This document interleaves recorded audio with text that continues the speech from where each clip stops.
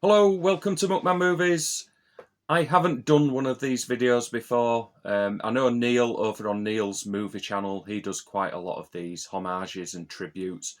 And I thought, because of how influential this person was and how much of an impact on my life he had, I thought I would do a homage to the great Drew Struzan, who produced some of the most incredible movie poster art you'll ever see, and you'll never see it again because these film studios, they want to go cheap with photoshopped photograph movie posters these days. So I thought I would go through and celebrate Drew Struzan and his artwork that inspired so many other artists within the movie industry. So stay tuned after this.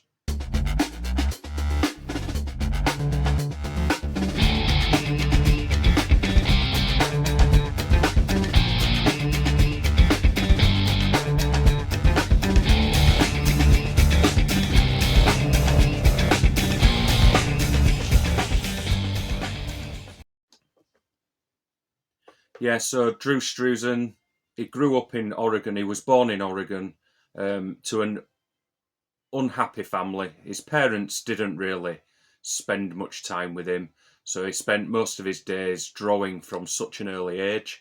He was an incredible artist. People said he could draw before he could speak. That's how great he was from an early age. But he never got any support from his parents. And at an early age, in his teen years, he left for Los Angeles um, and went to art school. I think he spent roughly about 6 years in art school, um, but he really struggled and lived below the poverty line. He was basically paying what little money he had. He was purchasing paint over food. So he says in a documentary that over a 5 day period, he would probably eat twice, just so that he could fund his materials for painting and drawing. So he was living right on that poverty line, um, didn't have any money at all, but he threw everything at his love for art, and his love for drawing.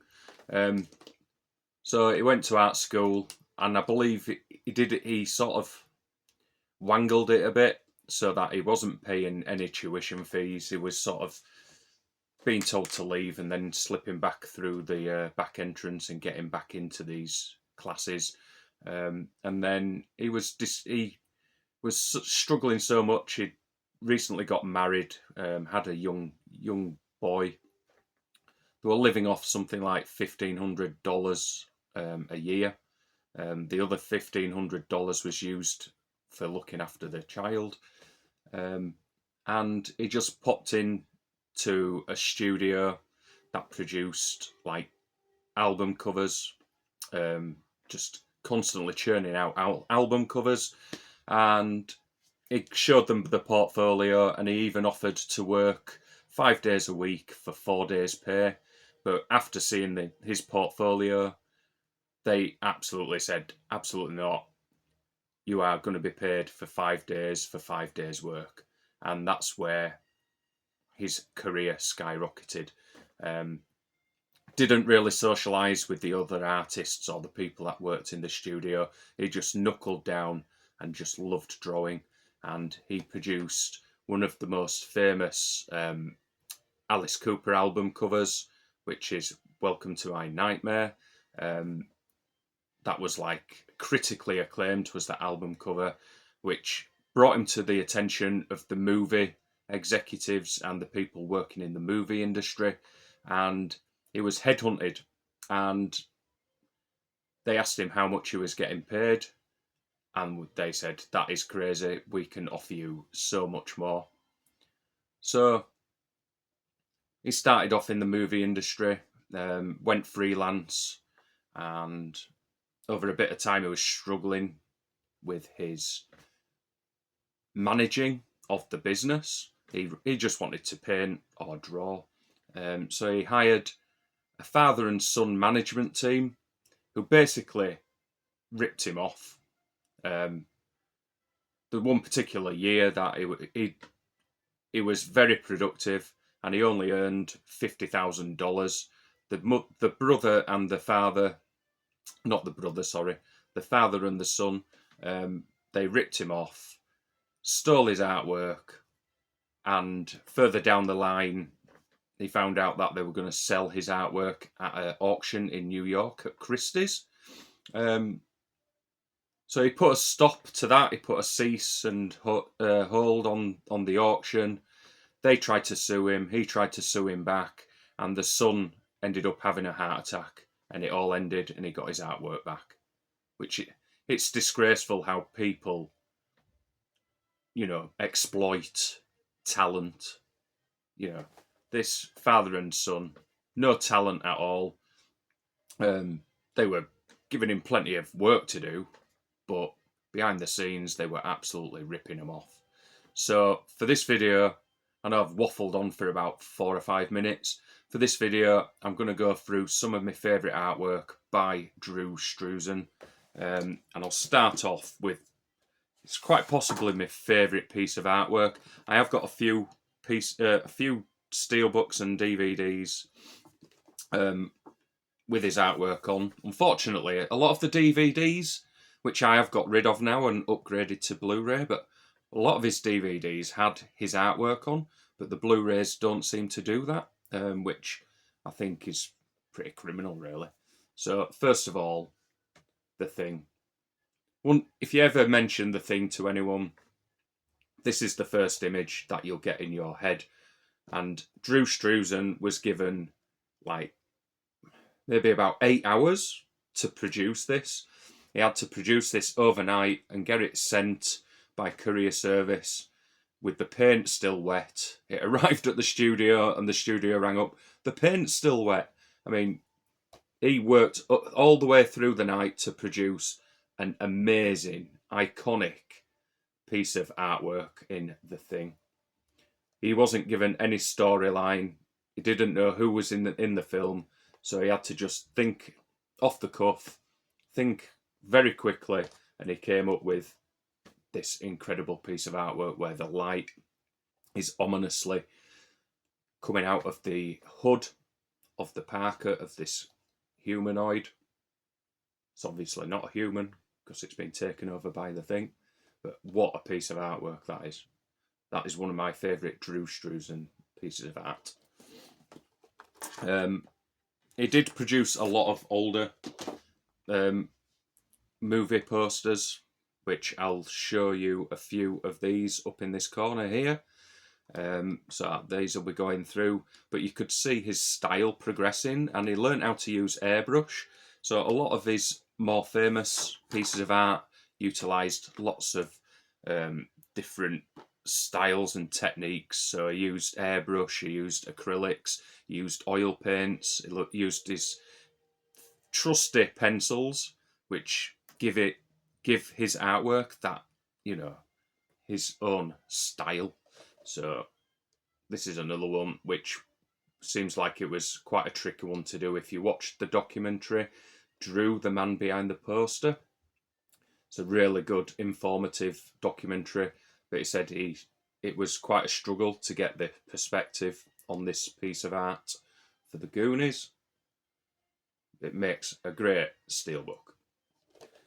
So that's the Goonies. There were quite a few filmmakers who were huge fans of Drew Struzan. So you had Frank Darabont, who directed The Shawshank Redemption, which there's some artwork up there. Unfortunately, it's not on any of my physical media. Incredible piece of artwork, but I do have the Green Mile with his artwork on. And as you can see, it's just stunning. It's got he has this haze around his characters, which gives it a bit of a ethereal quality. It's just beautiful artwork. And then another of his big directors who loved his art, and unfortunately, Guillermo del Toro, he got him to work on all his films, but the studios always went with like Photoshop, which is so sad. But as you can see, his artwork for Pan's Labyrinth, absolutely incredible. I'm just going to take a break. The light is getting dark, so I'm going to try and sort the light out. Okay, that was a quick break. Yeah, so those are the pieces of artwork I've got on physical media.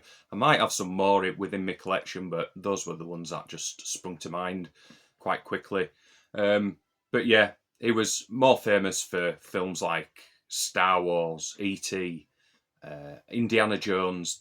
I've got them all cycling through here. You'll recognise them, I'm sure you will. If you love film and cinema, I'm sure you will recognise these incredible pieces of artwork. Indiana Jones, absolutely classic and timeless, as is the Star Wars Special Edition artwork, which he did a bit of a triptych, created all three. The studio wanted to just use one piece of art for all three films, but Drew Struzan said, well, this is obvious, it should be a triptych, so he created all three of these films here.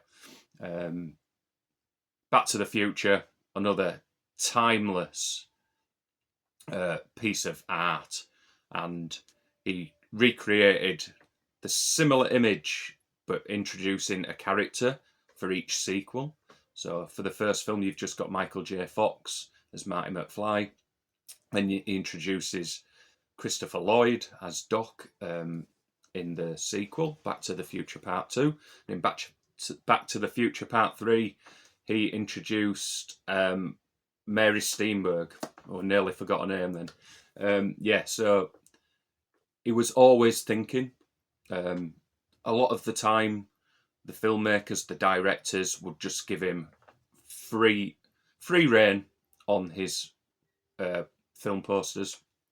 And as you can see, up in that corner, he was just a fantastic artist. It'll be really sad to see not see any more of his artwork being produced. I know his career dwindled off with the advent of Photoshop. Studios just wanted to save money, but yeah, he started another career in fine art and creating one-off pieces of art that, you know, were just incredible. So that's my homage to Drew Struzan, one of the best, one of the finest artists who ever worked in the movie industry. It started off with nothing and built a career that will forever be remembered. Rest in peace, Drew, and goodbye.